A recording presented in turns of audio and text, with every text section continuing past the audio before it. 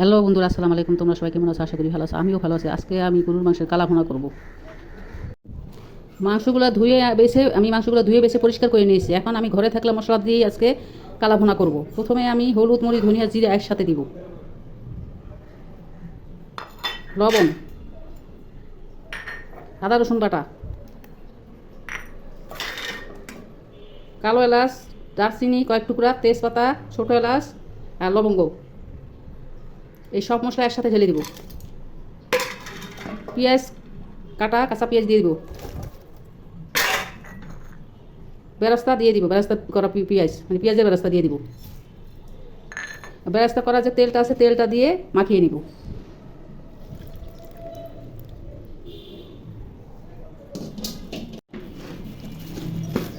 মাখিয়ে ভালো মতো মাখিয়ে নিব। ভালো মতো মাখাতে হবে, অনেকক্ষণ ধরে মাখাতে হবে, মিক্স করতে হবে।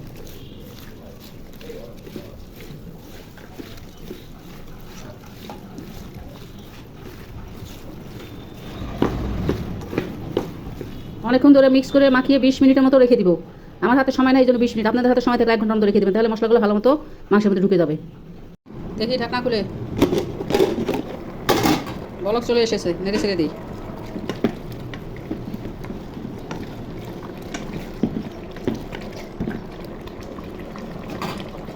রেখে দিই, ঢাকনা উঠাই দেখি কী অবস্থা।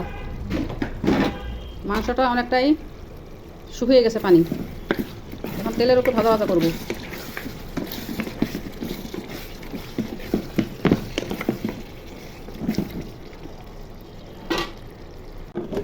দেখি কী অবস্থা, মাংসটা অনেকটাই ভাজা ভাজা হয়ে আসছে।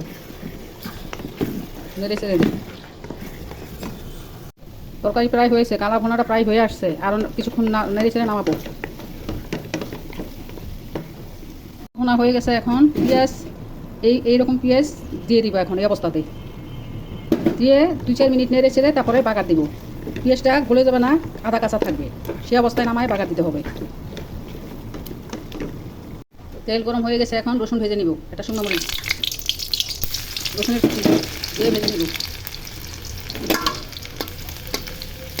রসুনটা বেশি যেন ভাজা না হয়ে যায়, একটু বাদামি রঙ থাকেই ঢেলে দিব, বাদামি রঙ ধরে ঢেলে দিব।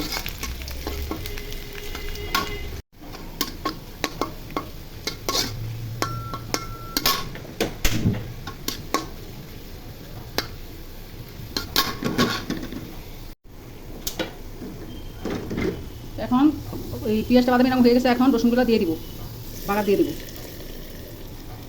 নেড়ে চেড়ে নিব। এ তো হয়ে গেল কালা ভুনা।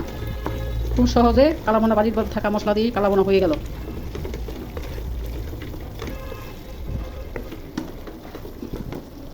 এই তো হয়ে গেল কালা ভুনা। রান্নাটা ভালো লাগলে আমার ইউটিউব চ্যানেলটা সাবস্ক্রাইব করো আর আমার ফেসবুক পেজটা ফলো করো। খোদা হাফেজ, বাই বাই। এমন রান্নার রেসিপি নিয়ে আবার আসবো।